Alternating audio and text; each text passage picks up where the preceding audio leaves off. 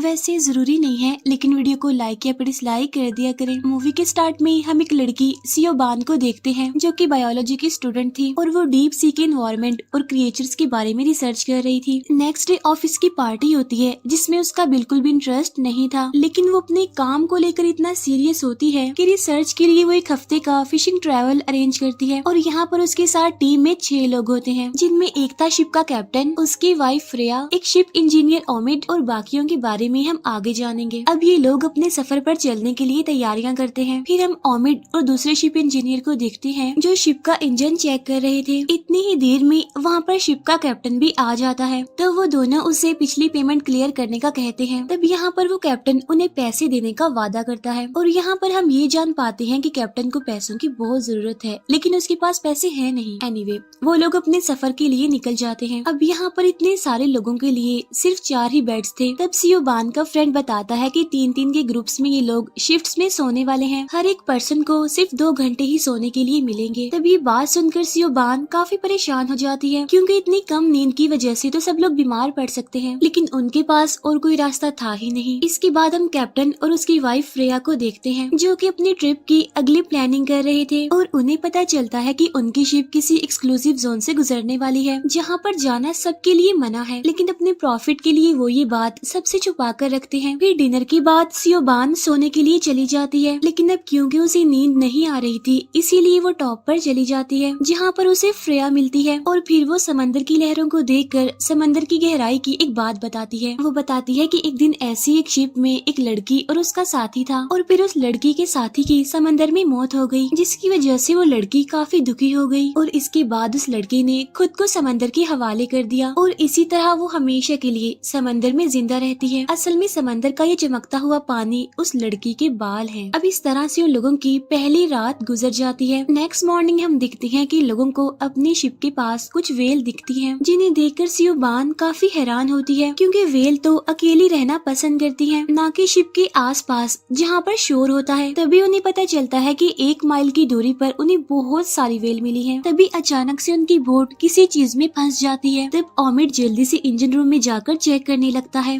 और उसे वहाँ पर ब्लू ग्रीन स्लाइमी मटेरियल मिलता है। तब सियोबान वहाँ पर आकर उसका सैंपल ले लेती है। इसके बाद फ्रेया मैप चेक करने के लिए जाती है, तो उससे पता चलता है कि वो लोग एक्सक्लूसिव जोन में आ चुके हैं जहाँ पर सभी का जाना मना है वहाँ पर, और यही वजह थी कि उन्हें यहाँ पर वेल भी दिखाई दी गई थी। अब कैप्टन सियोबान को पानी में जाकर चेक करने के लिए कहता है, क्योंकि सिर्फ उसी के पास डाइविंग सूट होता है ताकि वो चेक कर सके कि शिप किस चीज में फंसी है। अब सियोबान अपना सूट पहनकर पानी में चेक करने के लिए जाती है। तब उसे वहाँ पर काफी बड़े टेंटिकल्स ग्लो करते हुए दिखाई देते हैं, जिसमें से एक टेंटिकल देखते ही देखते उस पर अटैक कर देता है, लेकिन वो जल्दी से बचकर शिप में वापस आ जाती है और वो बताती है कि मैंने समंदर में ग्लोइंग क्रिएचर देखा है और उसके बहुत सारे काफी बड़े बड़े टेंटिकल्स भी हैं और वो शिप की स्किन पर चिपका हुआ है। तब ये सुनकर वो कैप्टन उस क्रिएचर को जायंट ऑक्टोपस का स्पीशी कहता है और उसे पकड़ने का प्लान करता है। वो एक बहुत ही बड़ी नेट को पानी में डालता है, लेकिन वो क्रिएचर ऊपर नहीं आ पाता क्योंकि वो बहुत ही भारी था। तभी सियोबान के फ्रेंड का हाथ अचानक से रस्सी खींचने वाली मशीन में फंस जाता है, जिसकी वजह से उसका हाथ बुरी तरह से कट जाता है और तभी सियोबान को उसके खून के पास वही स्लाइमी मटेरियल मिलता है। अब ये लोग इस एक्सक्लूसिव जोन में बुरी तरह से फंस चुके थे। वापस जाने का इनके पास कोई भी रास्ता नहीं था। हेल्प मंगवाने के लिए उनका रेडियो भी खराब हो चुका था और खाना भी बस खत्म होने ही वाला था। अब देखते ही देखते वो सब लोग पैनिक करने लगते हैं। तभी सियोबान को कुछ दूरी पर एक दूसरी शिप नजर आती है, जिसे देखकर टीम के सारे मेंबर्स खुश हो जाते हैं, क्योंकि उन्हें बचाने के लिए अब कोई तो वहाँ पर आ चुका था। अब इसी उम्मीद में वो लोग रेडियो और खाने की तलाश में अपनी बोट के जरिए उस शिप के लिए निकल जाते हैं। जब थोड़ी देर के बाद वो वहाँ पर पहुँचते हैं तो देखते हैं कि इस शिप में तो कोई भी नहीं है।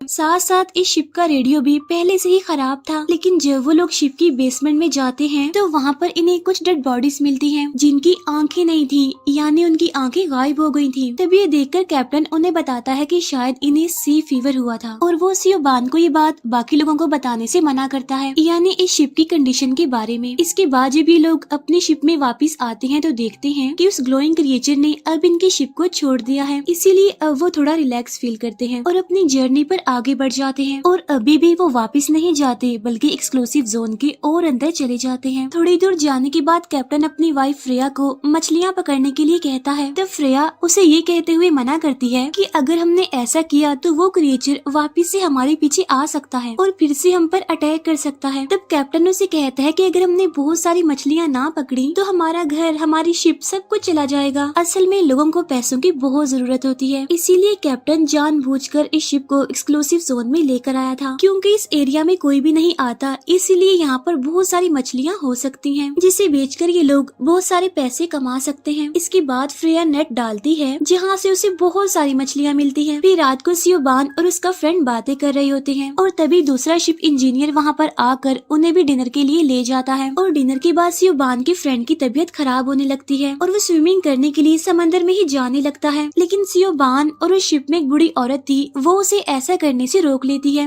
तब सियोबान अपने फ्रेंड को उसका हाथ चेक करने की रिक्वेस्ट करती है, जिस पर वो साफ इनकार कर देता है। लेकिन तभी अचानक से उसकी आंखों में दर्द होने लगता है। तब सियोबान उसकी आंखों में अजीब सा नोटिस करती है, लेकिन जब कैप्टन उसकी आंखें चेक करता है तो उसे उसकी आंखों में कुछ भी दिखाई नहीं देता, इसीलिए वो लोग इसे उसका वहम कहकर इग्नोर कर देते हैं। इसके बाद शिप इंजीनियर शावर लेने के लिए वॉशरूम में चला जाता है। उधर सियोबान का फ्रेंड अपनी आंखों की वजह से काफी परेशान होता है, इसीलिए वो उन्हें धोने जाता है और तभी अचानक से उसे सब कुछ धुंधला नजर आने लगता है और देखते ही देखते उसकी पूरी आंखें बुरी तरह से ब्लास्ट कर जाती हैं, जिसकी वजह से उसकी वहीं पर ही मौत हो जाती है। तभी ये देखकर सारे लोग डर जाते हैं और पैनिक करने लगते हैं। तभी सियोबान उन्हें बताती है कि जो स्लाइमी मटेरियल है वो असल में एक पैरासाइट है जो कि शिप के पानी में ही घुस गया है। और तभी उन्हें याद आता है कि शिप इंजीनियर अभी तक शावर ही ले रहा है, इसीलिए ये लोग उसे रोकने जाते हैं, लेकिन वो इनकी बात को मजाक समझकर इग्नोर कर देता है। और फिर देखते ही देखते शावर में पानी आना बंद हो जाता है और तभी शावर में से वही स्लाइमी मटेरियल यानी पैरासाइट निकलकर उस पर अटैक कर देता है, जिसकी वजह से वो शिप इंजीनियर काफी इंजर्ड हो जाता है।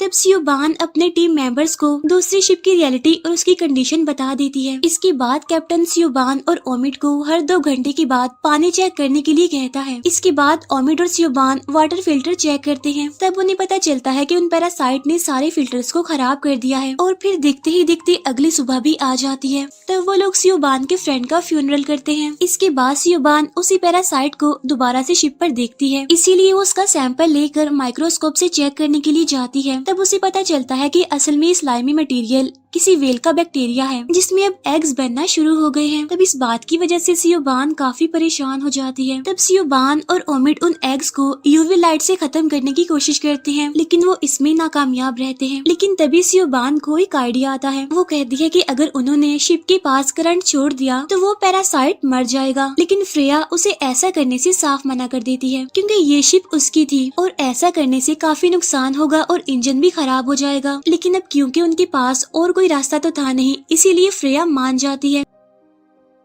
उधर हम देखते हैं कि शिप इंजीनियर की तबीयत खराब होने लगती है। इसके बाद सियोबान और ओमिड शिप के आसपास के पानी में करंट छोड़ देते हैं। इसके बाद सियोबान उन लोगों को शिप को रोकने के लिए कहती है, क्योंकि अगर शिप में अभी भी इन्फेक्शन हुआ तो शिप के किनारे पर जाने के बाद ये इन्फेक्शन लोगों को भी लग सकता है, जिसकी वजह से सिचुएशन बहुत ही खराब हो जाएगी। लेकिन फ्रेया शिप रोकने के लिए साफ इनकार कर देती है। इसके बाद हम उस बूढ़ी औरत को देखते हैं जो शिप इंजीनियर की हालत देखकर रोने लगती है। फिर कुछ टाइम बाद वो शिप इंजीनियर भी मारा जाता है। यहाँ पर उन लोगों को पता चल चुका था कि इस इन्फेक्शन से बचना बहुत ही मुश्किल है। इसके बाद उस शिप इंजीनियर का फ्यूनरल किया जाता है। इसके बाद सियोबान फिर से सबको वार्न करती है कि ये अच्छा होगा कि किनारे पर ना जाया जाए और 36 घंटों के लिए उन्हें क्वारंटीन यानी आबादी के लोगों से अलग रहना होगा इस शिप में। लेकिन सियोबान की बात कोई नहीं मानता, इसीलिए वो एक रस्सी के जरिए शिप का प्रोपेलर तोड़ देती है। तब ये देखकर वो सारे लोग गुस्सा हो जाते हैं और वो बूढ़ी औरत सियोबान को पंच मारती है। इसके बाद किसी तरह सियोबान उन्हें शिप पर रुकने के लिए एग्री कर ही लेती है। इसके बाद वो सबको इन्फेक्शन चेक करवाने के लिए कहती है और एक एक करके उनकी आंखें चेक करने के बाद पता चलता है कि किसी को भी इन्फेक्शन नहीं है, यानी सब लोग ठीक हैं। लेकिन उन्हें पता चलता है कि कैप्टन की आंखें अभी तक चेक नहीं हुई हैं,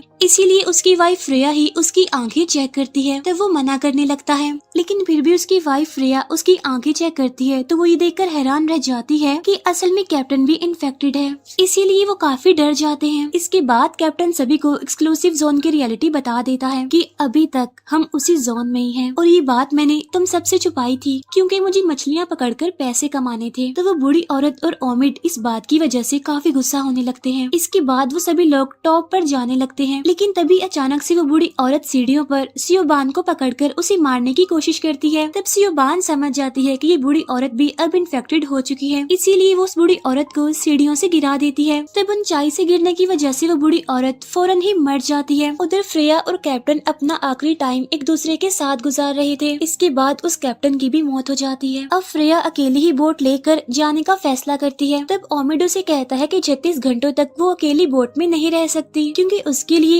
ये काफी खतरनाक होगा, लेकिन फ्रेया उसकी एक नहीं सुनती और निकल जाती है अकेली ही। अब शिप में सिर्फ सियोबान और ओमिड ही रह गए थे और अब वो लोग पैरासाइट को मारने की प्लानिंग करते हैं। वो शिप के वाटर टैंक के पास जाते हैं और उसे आग से गर्म करने की कोशिश करते हैं ताकि वो पैरासाइट को स्लो करके उन्हें मार सके। और जैसे ही वो टैंक खोलते हैं तो देखते हैं कि वेल की वो छोटे छोटे एग्स अब बहुत बड़े बड़े क्रिएचर्स बन गए हैं जो ओमिड पर अटैक करने की कोशिश करते हैं, लेकिन अचानक से वो समंदर में चले जाते हैं। लेकिन सोचने वाली बात तो ये थी कि टैंक से समंदर में जाने का कोई भी रास्ता नहीं था, जिससे अब ये दोनों भी समझ जाते हैं कि असल में इन पैरासाइट ने शिप के नीचे वाला हिस्सा खा लिया है। इसीलिए तो वो सीधा समंदर में चले गए और शिप अब बहुत जल्द डूबने वाली थी। अब रात में वो लोग शिप को आग लगाकर सिग्नल देने की कोशिश करते हैं। इसके बाद वो रेस्क्यू सूट पहनकर छोटी सी लाइफ बोट में बैठकर समंदर में चले जाते हैं। उन्हें कुछ ही दूरी पर एक शिप दिखाई देता है, इसीलिए अभी लोग उसी की तरफ बढ़ रहे थे। लेकिन तभी ओमिड अचानक से पानी में गिर जाता है, लेकिन अब क्योंकि उसे तैरना नहीं आता था इसीलिए सियोबान उसे बचाने के लिए पानी में कूद जाती है। अब यहाँ पर वो ओमिड को तो बचाने में कामयाब हो जाती है, लेकिन वो ग्लोइंग क्रिएचर उसके हाथ पर अटैक करके उसे इन्फेक्टेड कर देता है।